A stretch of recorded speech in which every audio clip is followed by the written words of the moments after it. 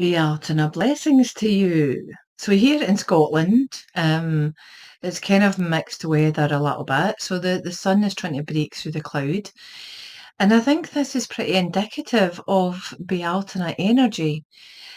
So Bealtaine is a fire festival. It's part of the Wheel of the Year, a pagan festival, and it rolls with the Wheel of the Year. Now, it's just a calendar date. I can't stress that enough. I say this all the time.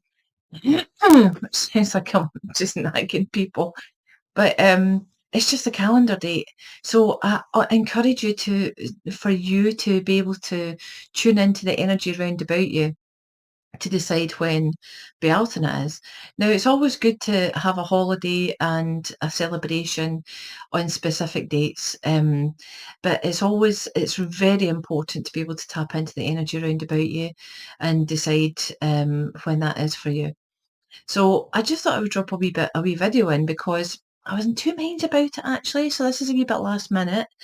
Um, about Bealtaine energy. So I'll tell you why I was a wee bit hesitant about it because there's a kind of dual aspect to Bealtaine. I always feel like it's a bit like a gateway. It's the entranceway, the gateway to a new season, a new time of energy, a time of growth and abundance for the green world and for us as well. It's a time of tapping into that solar energy within ourselves because we're made of both the sun and the earth. And so we can do that. We can actually just tap into that energy for ourselves, for our own growth and our own abundance.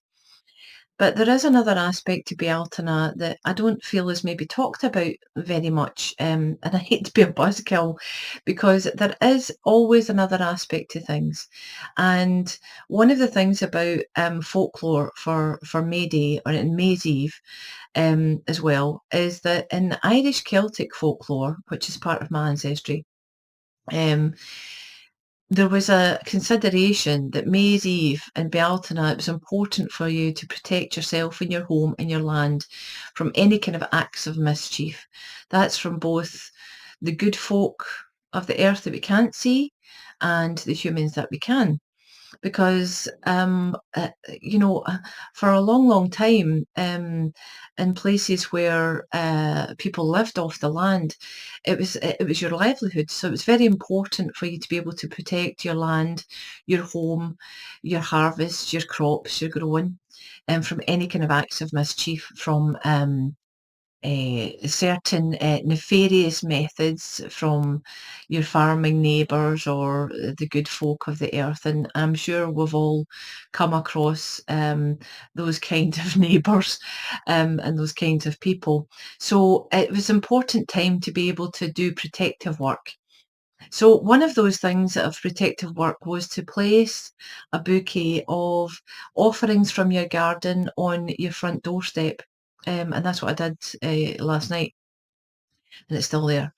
As an offering to the good folk that we can't see, the Fae, and an offering for them, and a recognition of a time of upcoming abundance and a protective method as well.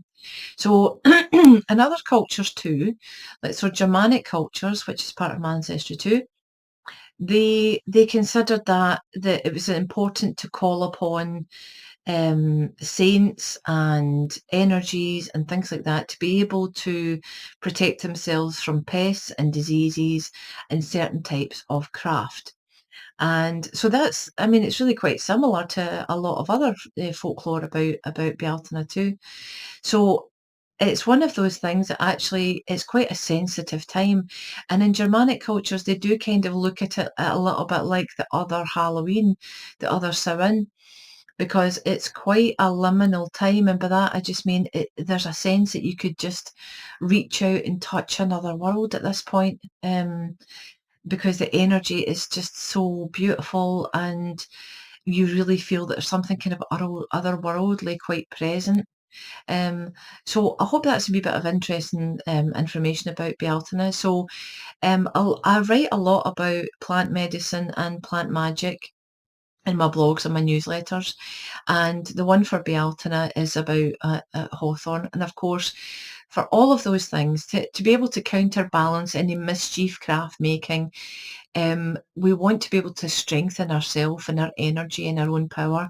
And this is where the plant kingdom comes to the rescue, as ever. So, in one of my blogs, I talk about the May Queen hawthorn and the medicine of hawthorn, specifically the flowers, because the berries are a different medicine. They're later in the year. But this time of year, the hawthorn is flowering and it's just absolutely stunning. I mean, once you smell the scent of hawthorn, it's unmistakable. Whether you like it or not is a different thing, but I always think of it as like a kind of combination between kind of wildness and grace, and I love it. It's such a seductive flower. So nature really does know what she's doing to put seductive things out there to encourage this communion of sun and earth, of which we both are, of course, for growth. So I talk a wee bit more about the medicine of hawthorn in my blog, and one of the things is strengthening the heart centre in order to maintain your personal power and grow your personal power. So the spirit of hawthorn, I feel, asks a few questions of us, like, where are your strengths? What are your strengths? What are the things that you can pull upon that you have strength in to garner more power? Where is your heart's home? Where is it your heart feels at home? Where does it feel comfortable and nourished of what you do? What is it you do that helps kind of nourish that for yourself? And what anchors you? So what is it that grounds you in the world? What is it you can depend upon, that you can count upon, that you can build upon? So I hope that was interesting. I have a newsletter every week. It arrives at inboxes on Thursdays at 7 p.m. Sign up at volva.co.uk.